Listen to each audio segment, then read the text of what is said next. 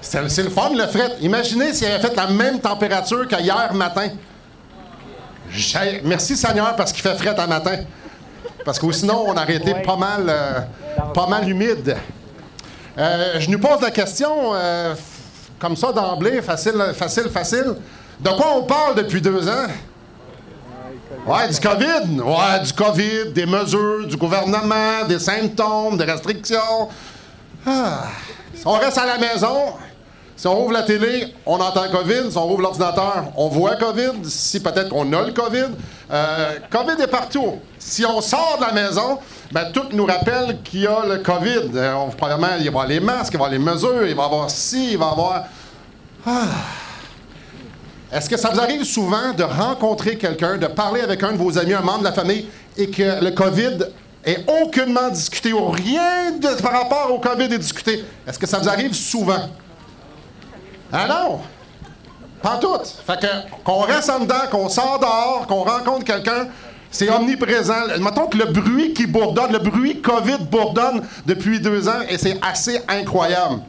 Avant le COVID, il y avait déjà beaucoup de bruit qui pouvait nous étourdir, qui pouvait nous déranger le regard sur l'essentiel.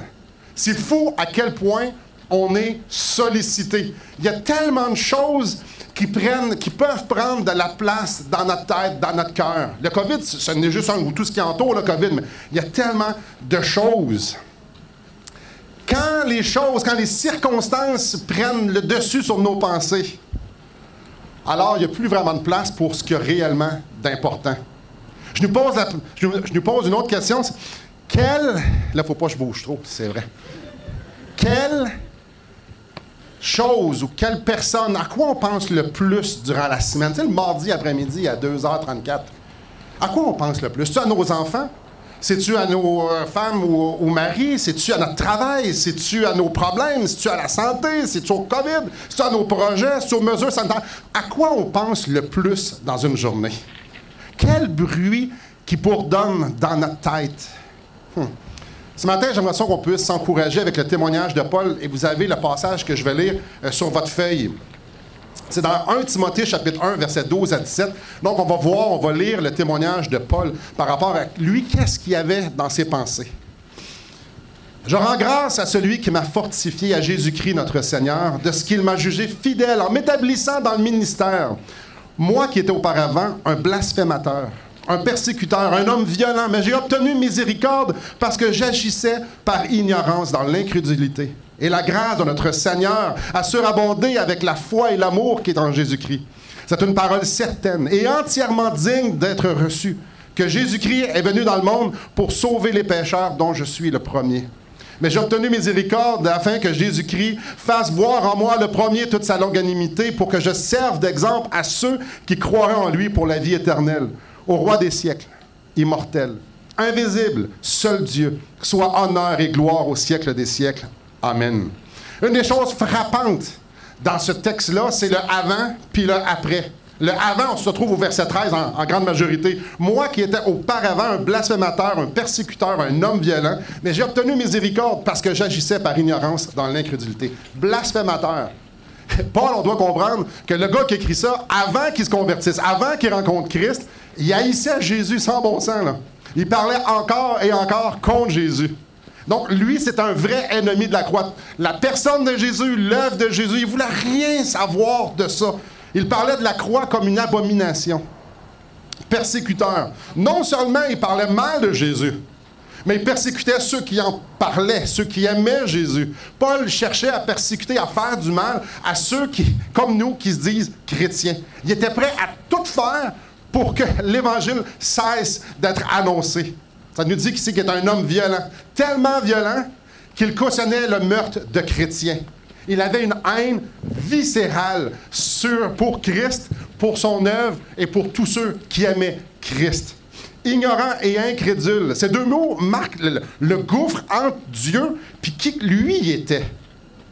Le but de Paul, dans ce passage-là qu'on vient de lire, c'est de démontrer qu'il était profondément dans les ténèbres, totalement séparé de Dieu, ennemi de Dieu, un vrai pécheur.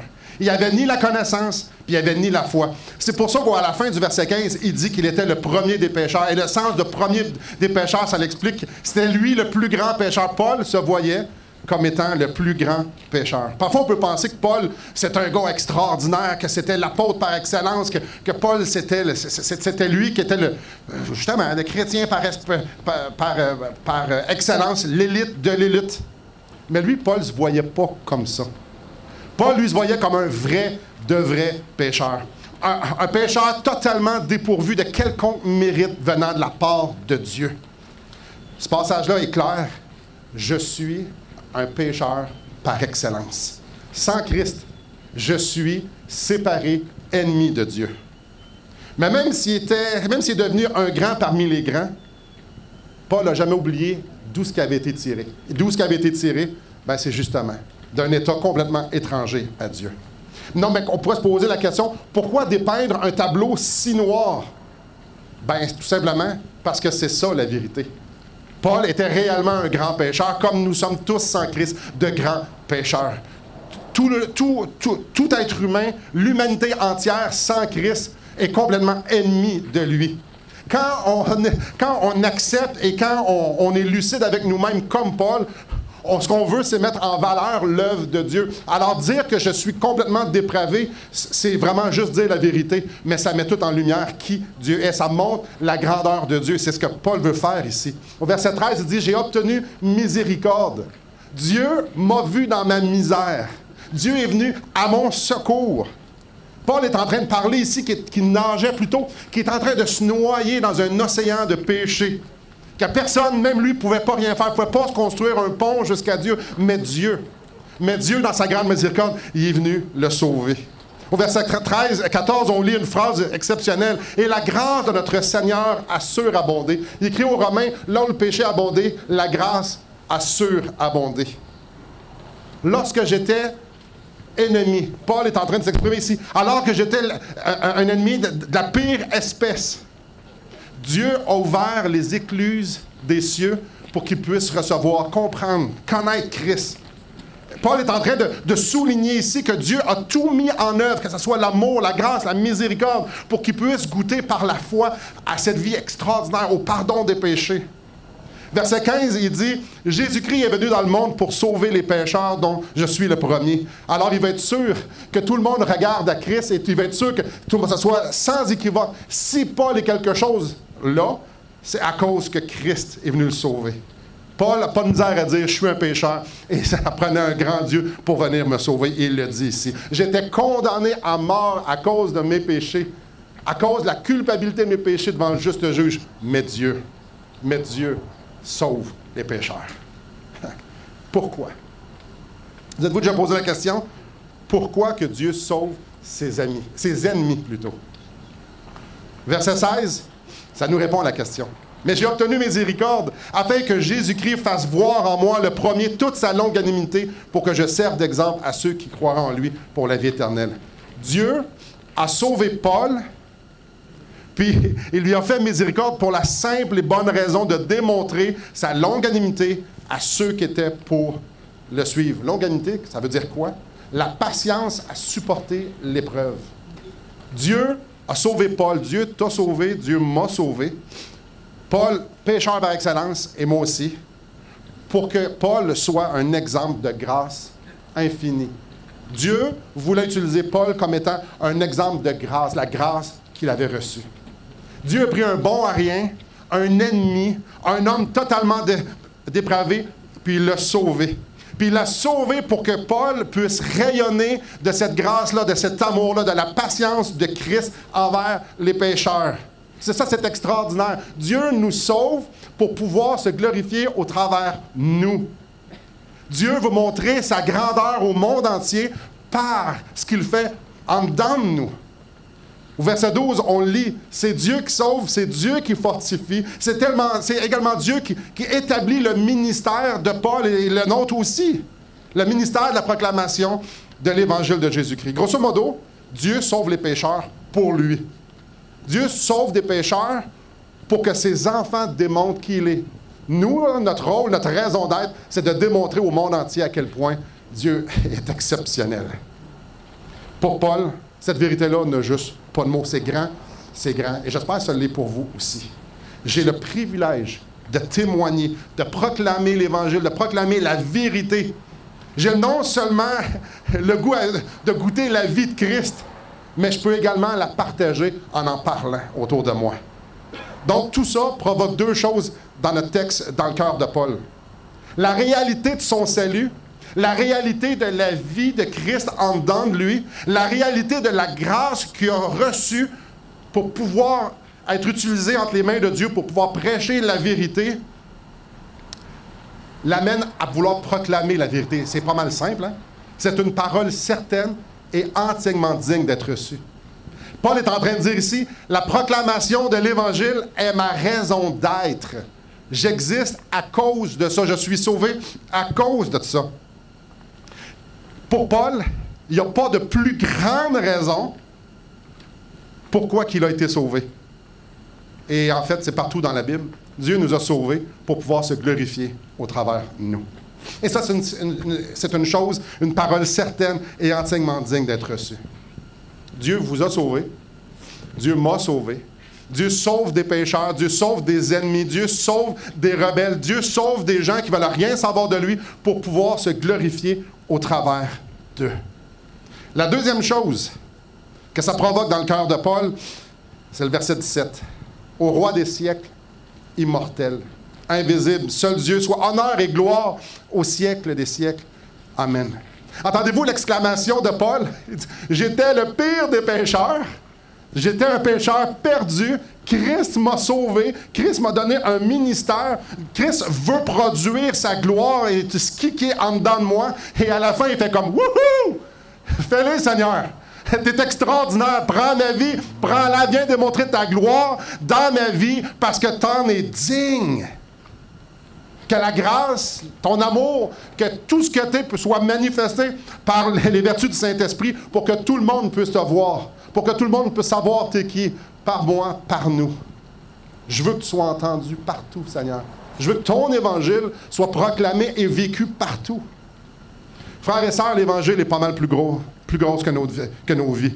L'Évangile est plus grosse que le COVID, est plus grosse que nos luttes, est plus grosse que nos joies, plus gros que nos bobos, que nos projets, que n'importe quelle aspiration. L'Évangile de Jésus-Christ, c'est une parole certaine et entièrement digne d'être reçue. Nous sommes sauvés pour pouvoir vivre cet Évangile-là et pour pouvoir la proclamer, cet Évangile-là. Ça, c'est la chose éternelle à laquelle on peut tenir et dire, je suis sauvé pour démontrer la grandeur de cet Évangile-là, faire connaître l'Évangile.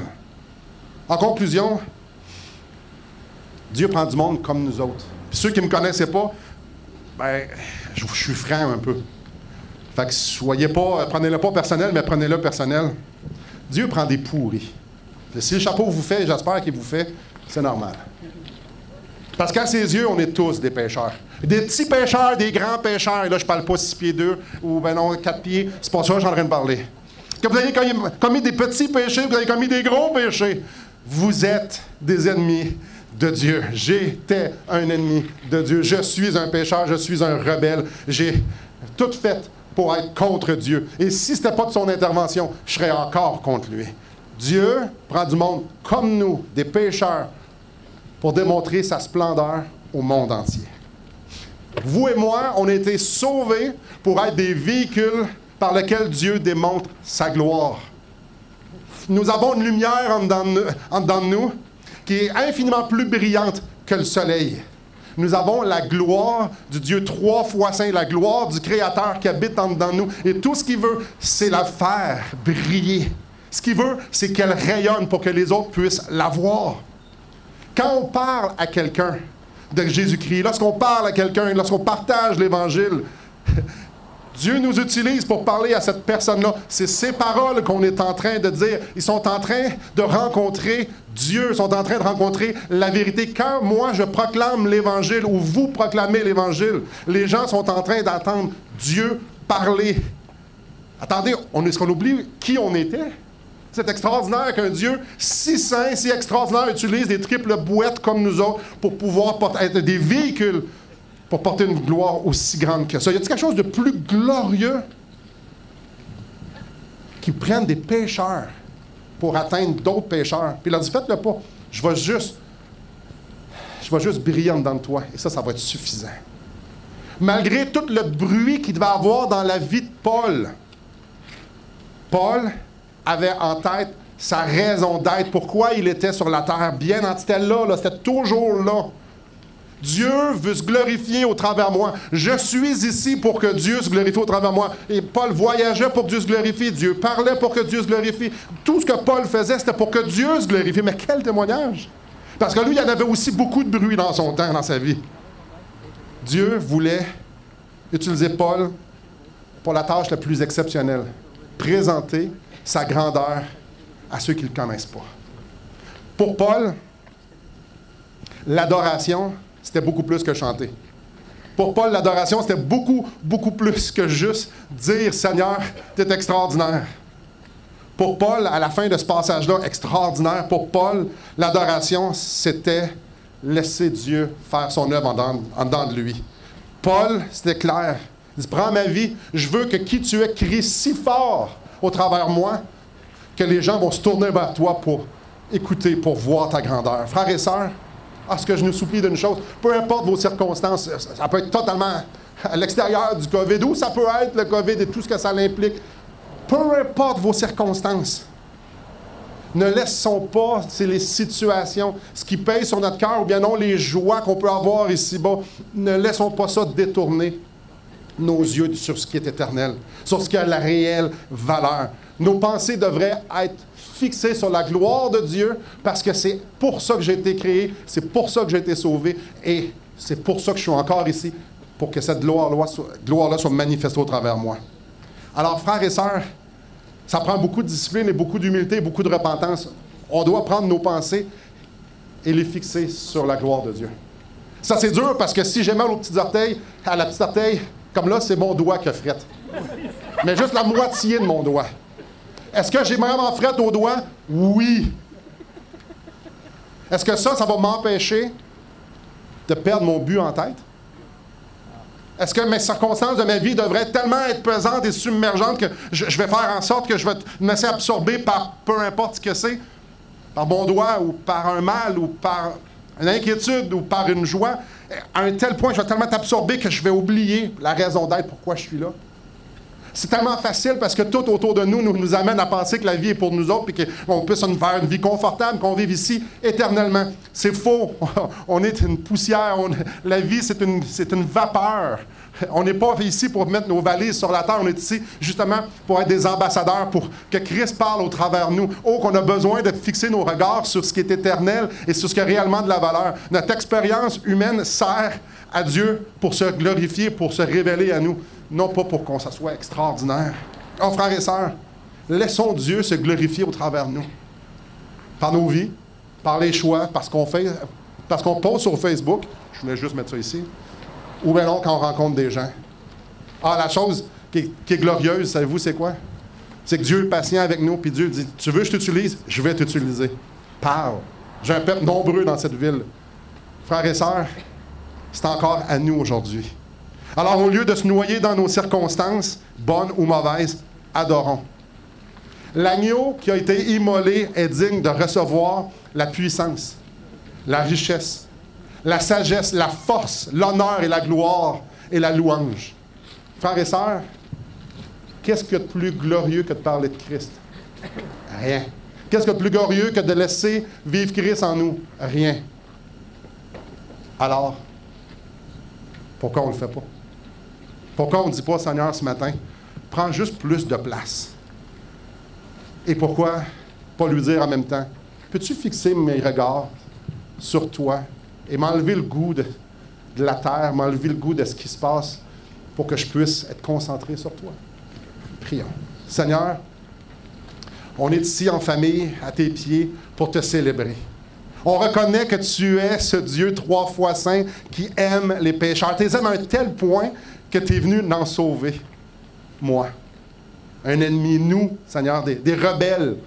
Grand Dieu, ma prière, c'est que tu me rappelles à moi, que tu nous rappelles que c'est toi qui as de l'importance. C'est ma raison d'être, en tant qu'être humain, c'est de te glorifier, ma raison d'être en tant que chrétien, et également de te glorifier. Seigneur, c'est pas de me faire un confort, ce n'est pas de vivre dans mes circonstances à 2 pieds joints puis me m'ancrer dans celle-ci, Seigneur, mais plutôt de te voir à l'œuvre, de te glorifier et de te faire connaître. Seigneur, viens transformer nos cœurs, viens garder nos cœurs, viens faire en sorte que nous soyons puissamment encouragés, motivés, stimulés à fixer nos regards sur toi. T'en es tellement digne. À toi soit l'honneur dans tous les siècles, mais aujourd'hui, dans ma vie, dans nos vies. Merci, Seigneur, pour l'occasion qu'on a ce matin d'être ici. Il fait froid, mais c'est bon d'être ensemble. Amen.